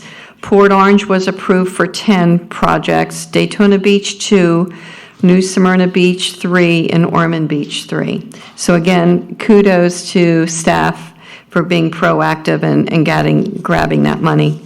And then I had the luxury of going to the Florida League of Cities annual conference, so thank you so much for allowing me to attend. It was a wonderful opportunity, learned a lot of things in different workshops. I was blown away at Altamont Springs Technology. They have 100% embraced AI for so many projects, including infrastructure, permitting. If anyone's ever curious, has a curious mind, look up Altamont Springs and what they're doing. It just was crazy. Also, some conferences on recovery after storm. We had some wonderful motivational speakers. And, it was just a good time for us to advocate in supporting our local voices. And let's see. The only other thing I want to just mention, because I've gotten a lot of emails, is regarding the state Senate Bill 180. And there's still a lot I don't know about it, but what I do know is I do appreciate everybody's passion towards it. I believe that, the bill isn't perfect. And holistically, though, I do not think we should fight it as a holistic bill, but I do think we should be very strategic and find the areas that we can work with our local legislatures to amend. And so I would ask, and I've already asked anybody that reaches out to me, if you have anything specific, send it to us, and then we can address it. We just, if you just say, just oppose this bill for no reason, it has no bite, right? You have to really know what you're opposing and why you're opposing. So I would welcome anybody's input, and I appreciate that. So anything that hurts our local voice, let me hear about it, and we'll take note and talk to our legislators at the right time. Thank you so much, and everybody have a good night. Thank you, Deputy Mayor. Commissioner Sargent. Thank you, Mr. Mayor. You stole some of my notes, but I also attended Florida League of Cities annual conference in Orlando, and Altamont Springs is where I want the city of Ormond Beach to be when it comes to AI. And this is why I think we need a technology advisory board. When you look at what they have done over there, it is very impressive. And as Deputy Mayor Tolan said, you can Google, but I'll give a couple examples. The city, they were the first ones to contract with a Gainesville-based company called Auto Review AI. And it normally takes a staff a week or two to review site plans and apply all the necessary codes. After starting this new technology, it is now performing this task in minutes. Minutes, all using AI. I mean, this is something that when we talk about efficiencies and reducing places we can reduce our budget, this is an example of where we need to be headed. As we all should be looking for solutions in our budget. I just was very impressed with where they've says together we are harnessing the power of innovation and technology to revitalize the construction industry and enhance the efficiencies of development processes. It also it says Altamont Springs also embraces high-tech road solutions to maximize taxpayer dollars. I mean, they are just, they're using a RoboSyst company that takes proactive steps in assessing road conditions, the cutting-edge solutions that aid staff for smoother, safer streets while maximizing the impact of taxpayer dollars. And I just think that this is, as we go to these conferences, we need to look at solutions and what we can bring back to the city of Ormond to hopefully implement, because people are doing it. We don't need to reinvent the wheel. All we have to do is make phone calls and see what's working for them. They've already worked out most of the kinks, and it's going to cost the taxpayers money. You mean save. Save. I'm sorry.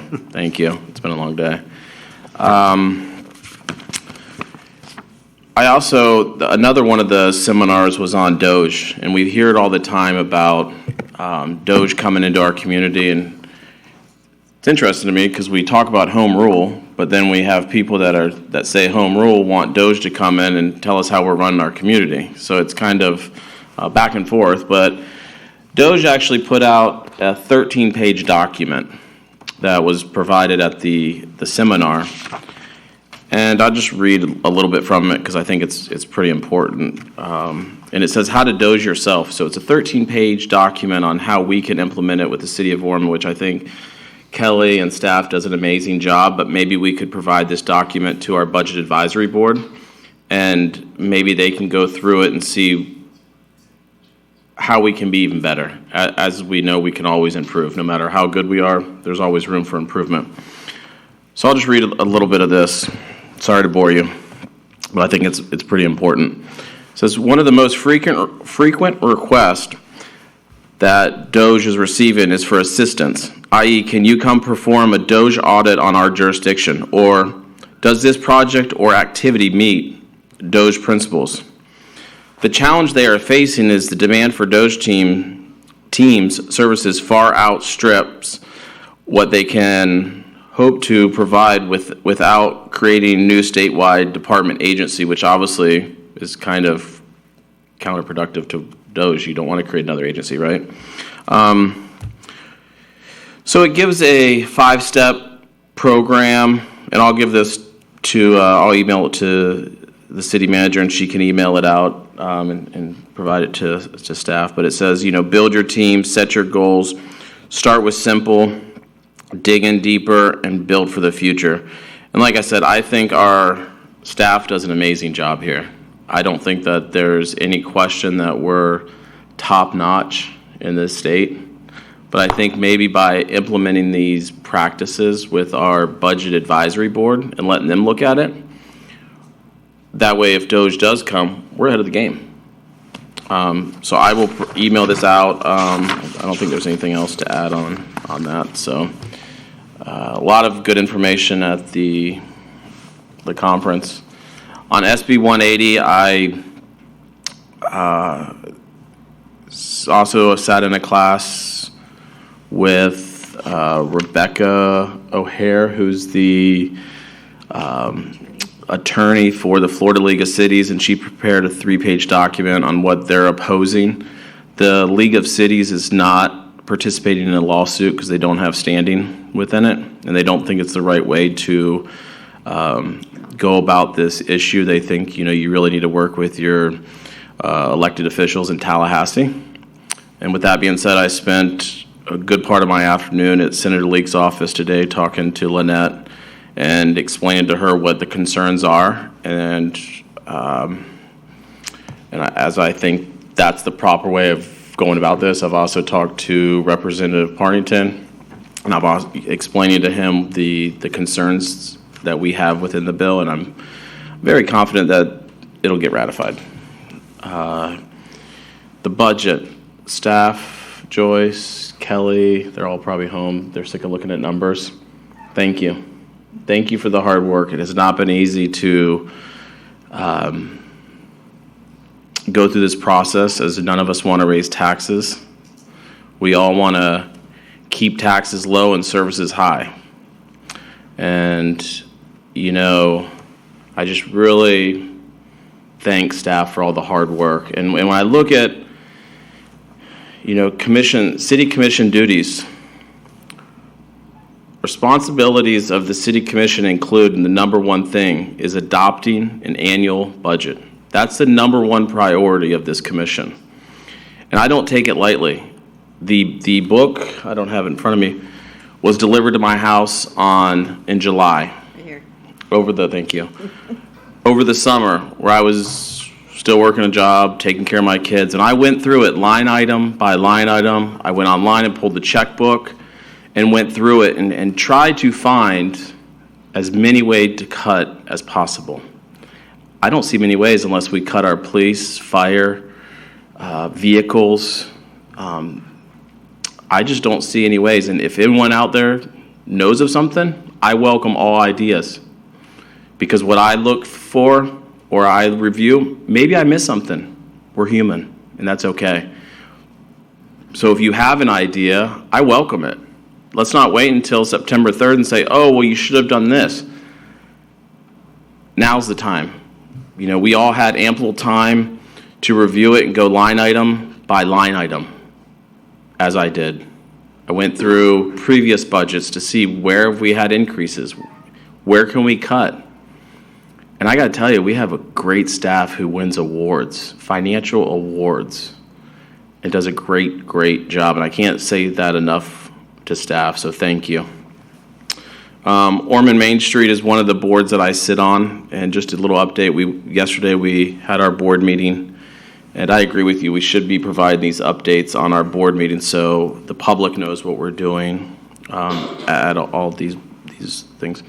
Ormond Main Street, yesterday we just kind of went through what the yearly initiatives are and trying to spearhead different committees and getting that footprint ready to of how we're going to tackle the next year.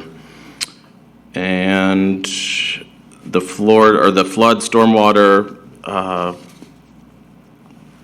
committee that you're on, thank you. It's pretty impressive. Out of the airport, Sean and Joyce were there. We're very fortunate to have staff that really cares about this city, and they take it very seriously, the flooding issues. And other cities are asking do we have any projects, and we have 3 already that are approved. I mean, we're ahead of the game in Ormond Beach, and that's because we have such diligent staff. And with that, I'll say goodnight. Thank you, Commissioner Sargent. Commissioner Deaton. Thank you. Okay, what a week. So Saturday, my son had baseball at the Nova Rec Fields, and Robert, I just want to give you a quick shout out. They look phenomenal. I know you guys did a lot of work over the summer. They look phenomenal. No lips, nobody getting hurt. I was very impressed. The grass looks great. Very impressed. Thank you for that. While I was there, I made a stop over at the sandbag filling event, and I spoke to a couple of the residents who were extremely grateful that they did not have to wait in a 100-car line, that they were able just to come and get them with assistance, get them in their cars, and get them ahead of a storm. They were very grateful, so definitely good event. Thank you for that. Budget, they're gone, but I'd like to thank staff. I felt like they listened to me. I had concerns with the utilities. I had concerns with our fixed income individuals being able to afford what we were offering, and I felt like they listened to me. They took into account a lot of the things that I pinpointed, and I was very appreciative. I wish they were here. I would just love to give them a thank you. I will shoot them an email. On a little positive note, I was chatting with a constituent today, and she brought up possibly having, and I want to get this out there with you guys, see what you think, a citizen spotlight program where we highlight some of the things, maybe monthly, that our citizens are doing positive in our community, whether it's little, whether it's big. It doesn't have to cost us anything, but I did speak to Becky at Main Street today, and she was 110% on board, said she would be happy to help us get a business sponsor to give a small gift card each month to whoever we select. For free, we could get them on the city's social media, just give them a quick spotlight, just showing the positive things that they are going good in our community. I just wanted to get y'all's thoughts on that. So like a catch somebody doing something good type of thing? Yeah. And how would, I think it's a great idea. So here's what I came up with. How would you propose that they would be submitted? Just a quick little form online, either on the website, on social media. Jen could share a little something to just, here's the quick little form, who you're nominating. We, whether city staff just picks, one a month or something that looks like it stands out, or we even have a small committee do that. It doesn't matter, but it seems like an inexpensive way to really spotlight something good in our community. Can I make a suggestion? For sure. Just because it's a new project, maybe once a quarter, one a quarter? Yeah, I'd love to see it monthly, but yeah, we'll start with a quarter, that'd be fine. And then we can see how it's received, and sure, I think it's a great idea. I just want to see, there's anything so much positive negative is on a good social thing. media. I want to see something positive. I want to feel good. That's all I have. Have a good night. Thank you, Commissioner Deaton. Commissioner Briley. Thank you, Mr. Mayor. I won't go over too much of what's already been said. Well, I agree with much of what's been said. I did want to talk a little bit about Senate Bill 180. All bills have their pros and their cons, and Senate Bill 180 is not without that. I don't care for, probably like many of you, care for Tallahassee overreaches, just like Tallahassee doesn't appreciate Washington overreaches. and I understand there's a lot of our residents that are upset about Senate Bill 180. I think part of it's because of the overreach. Part of it is they don't want Tallahassee dictating to local municipalities, local jurisdictions how they can and can't develop or redevelop. I know there's concerns from cities, especially those that want to implement moratoriums over flooding, and I get that. And they may have probably some standing on that. I'm not 100% sure. That's for the courts to kind of decide. My greater concern over Senate Bill 180 for, if I may, the good that I see that it does. For instance, Senate Bill 180 prohibits cities that participate in the National Flood Insurance Program to use cumulative look-back periods, to whereas they can look back, say, 5 years, and if a structure's had over 50% of its value damaged by flooding, some cities in this county require either you raise that structure or you tear it down. And I don't feel comfortable telling anyone that they have to be homeless because 1 or 2 events may have flooded their home. Okay? I'll give you a great example. I've got a constituent who's lived in their residence for 36 years. Hurricane Milton was the first time in the 36 years they've lived there they had 8 inches of water in their home. They were displaced from that home for months while mold remediation was done, drywall was replaced, furniture replaced, flooring replaced, the list goes on and on. Cabinets, the whole 9 yards. Before Senate Bill 180, if there was another flood this year, and it could happen, I mean, Hurricane Milton was a storm of epic proportion. Sean, 20 inches of rain in 18 hours or something like that? 22 inches of rain in 18 hours. I mean, nobody really experiences that type of rain. I mean, I've been here all my life. I've never seen that much rainfall in a 24-hour period. Just never. But it could happen again. And how am I going to go to that resident who's been there 36 years and say, well, cumulatively from Milton to now, you're over 50% of the value of your home. Either you have to raise it or tear it down. And if I force them to raise it, or me, the city, what happens to the neighbors on each side? Now they're lower. They could flood. So there's some good with Senate Bill 180, and there's some bad with Senate Bill 180. But I think we have to go back to the legislature and get them to work on this and come back with a better bill. But I can't penalize the small guy, the little guy. And this bill does, I mean, it does say that the cities or jurisdictions cannot go in over a cumulative amount of storms to get to that 50%. They can look at one storm, but not cumulatively. So that's where I sit with the Senate Bill 180. Mr. Mayor, thank you.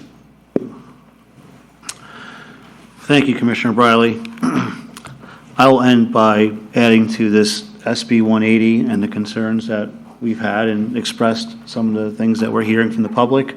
I'm pretty sure that some of you have recently received numerous emails from residents that were concerned as well. And probably a lot of that is because of what they're hearing in some of these other communities that are taking a different approach with this thing. I believe that Edgewater, Deltona, and New Smyrna Beach have decided that they're going to go a legal direction on this thing, which probably might make sense because they're just kind of dealing with different issues right now. But I will say that I did meet with every one of our delegates one-on-one, with the exception of Senator Leek, who was on vacation that week, that said to me, and I have a letter too from some of them that I could share later on through the city clerk, if that's okay, of support of if there's anything on the Senate Bill 180 that we're concerned about, that they will work with us to make any kind of amendment on the next legislative session. So I feel pretty good about that. And they were very confident in saying that, so the meetings went very well, I'll say. With that said, though, maybe we can at least join Volusia County in sending some kind of letter of saying that we'd like to work with the legislators to make an amendment and we can, lobby or even have our lobbyist help with that as well. I think that's Doug Bell. So if everybody's open to that, I think that would be a good direction to go and work with our delegates, because we have a good relationship with every one of our delegates, and they have all expressed that if there is anything that they can do, they will do. Yeah, I don't know what the county's letter would say per se without reviewing it, so I wouldn't object to us doing our own letter. Okay. In fact, couple that with if the county sends a letter, that's fine, but if we do our own letter, I'd be all supportive. Yeah, I'm okay with just doing our language, so I was just saying that for formality reasons, but if everyone's okay with that, we can have maybe city clerk or somebody prepare that. So what exactly you're asking us to write a letter? What's it going to say? We need to request amendments, but we need to know specifically what we're wanting to amend. Right. I'm not really, we do need to work with our legislatures. And I appreciate you reaching out to them. I don't want to.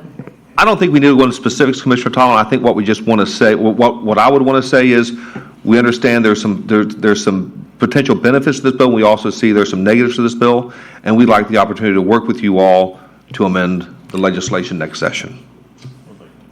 It's kind of a given, right? I mean, that's what we're all. I think maybe but- can staff ask Doug Bell what's the best approach from Yeah, let's do it that way. I feel better. And then come back to us and advise us what we can. Good idea. How he advises us to, because that's what we hire him for, because he's very well connected up there and knows how the operations work up there better than we do. And he can come back and let us know what he needs from us, and then we can go from there. Okay, I think that's fair. Is that everyone in agreement on that? We got it. Okay, great. Yes, Thank you, that's Joyce. Going back to Commissioner Sargent's comments about AI, I will say that in the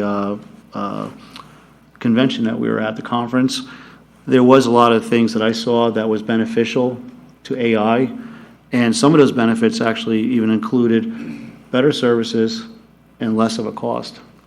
And so I really liked some of the technology I saw out there, and that's what the technology is here for. It's here to make things easier and more efficient, and a lot of times even saving money too.